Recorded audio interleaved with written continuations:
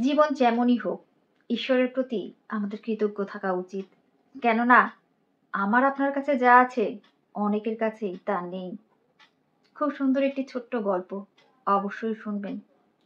কোনো একদিনের কথা, দুপুরবেলা গ্রীষ্মের প্রখর তাপে একটি ছোট্ট ছেলে পথে ঘুরে ঘুরে বেলুন বিক্রি করছিল। ছেলেটি অত্যন্ত গরিব ছিল, তার পায়ে একটা চটি পর্যন্ত ছিল না। ছেলেটি খানিকক্ষণ হাঁটছিল, তারপর একটুক্ষণ গাছের ছায়ায় দাঁড়িয়ে পড়ছিল। এইভাবেই পথের ধার ধরে বেলুন বিক্রি করতে করতে ছেলেটি যখন হাঁপিয়ে উঠল, ক্লান্ত হয়ে পড়ল, সে দেখলো পথের পাশেই একটি পার্ক। ছেলেটি পার্কে প্রবেশ করলো। সে দেখলো তার ঠিক সামনের বেঞ্চেই একটি ছেলে বসে আছে, যে ঠিক তারই সমবয়সী। ছেলেটির গায়ে দামি জামা, পায়ে দামি জুতো। ছেলেটিকে দেখেই বোঝা যাচ্ছে ধনী পরিবারের।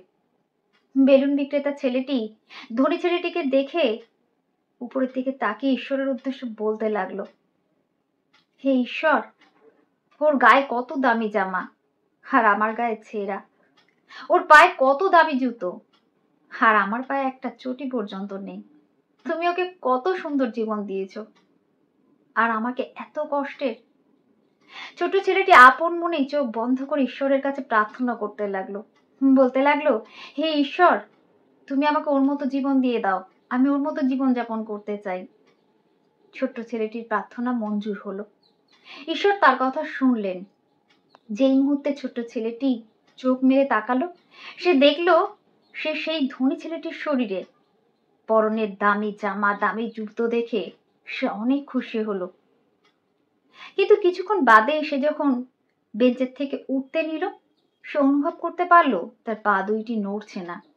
ঠিক তখনই একজন ব্যক্তি একটি হুইল চেয়ার নিয়ে তার সামনে এলো। ছেলেটি বুঝতে পারলো সে এখন যেই ছেলেটির শরীরে আছে, অর্থাৎ সেই ধনী ছেলেটি আসলেই পঙ্গু, সে হাঁটতে পারে না। ছেলেটি চিন্তায় পড়ে গেল। সে দেখলো তার সামনে সেই ধনী ছেলেটি, যে এখন তার শরীরে আছে, আনন্দে ছোটাছুটি করছে। ছেলেটি হতাশ হলো। সে আবার উপরের দিকে তাকিয়ে ঈশ্বরের উদ্দেশ্যে বলতে লাগলো, হে ঈশ্বর, আমার জীবনতে এই ধনী ছেলেটির জীবনের চাইতে অনেক গুণ ভালো ছিল।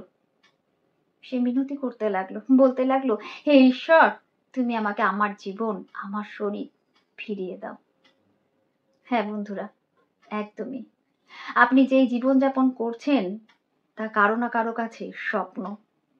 ঈশ্বরের দেওয়া প্রত্যেকটি উপহার, যেমন হাত, পা, বাক শক্তি, শ্রবণ শক্তি, দৃষ্টিশক্তি, সব যদি ঠিকঠাক থাকে, তাহলে আপনার চাইতে ভালো আর কেউ নেই।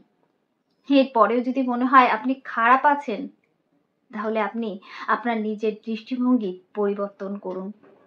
নতুন করে আরো একবার শুরু করুন ইতিবাচক ভাবনার সাথে।